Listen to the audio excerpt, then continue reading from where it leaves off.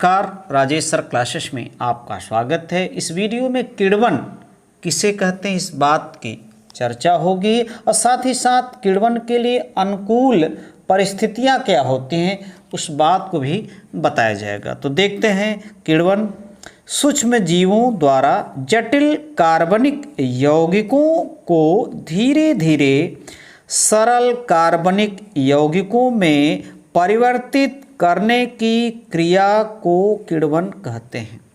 सूक्ष्म जीवों द्वारा, छोटे छोटे जीवों द्वारा जटिल कार्बनिक यौगिकों को धीरे धीरे क्रमशः सरल छोटे छोटे कार्बनिक यौगिकों में परिवर्तित करने की जो क्रिया होती है वही किण्वन कहलाती है।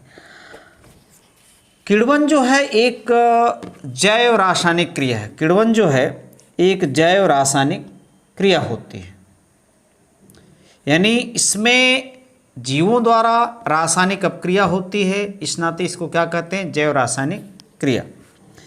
किण्वन की क्रिया के लिए मुख्य अनुकूल परिस्थितियाँ, किण्वन की क्रिया के लिए अनुकूल परिस्थितियाँ तो जानते हैं कौन कौन परिस्थितियाँ होती हैं। किण्वन की क्रिया के लिए अनुकूल ताप 25 से 30 डिग्री सेल्सियस होना चाहिए। किण्वन की क्रिया के लिए अनुकूल ताप कितना होना चाहिए, 25 से 30 डिग्री। अधिक ताप पर किण्व नष्ट हो जाते हैं, किण्व नष्ट हो जाते हैं, यानी जो सूक्ष्म जीव होते हैं वो क्या होते हैं, नष्ट हो जाते हैं। तथा बहुत कम ताप पर किण्वों की क्रियाशीलता कम हो जाती है। यदि ताप बहुत कम है तो उनकी जो एक्टिविटी होती है वो घट जाती है या कम हो जाती है।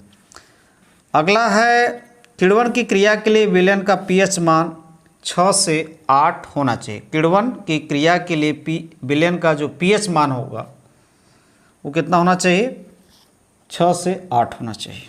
अगला देखते हैं, विलयन तनु होना चाहिए,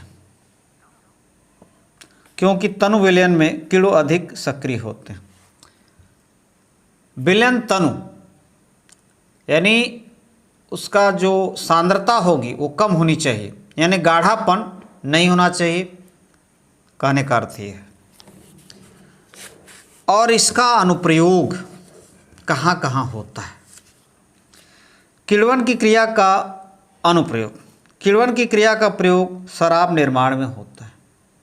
किण्वन की क्रिया का प्रयोग शराब निर्माण में होता है। शराब बनाने में किण्वन की प्रक्रिया का उपयोग होता है। किण्वन की क्रिया का प्रयोग दही, सिरका, बिस्किट, पावरोटी आदि बनाने में भी किया जाता है।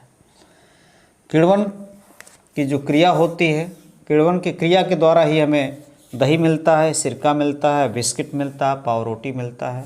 नमस्कार।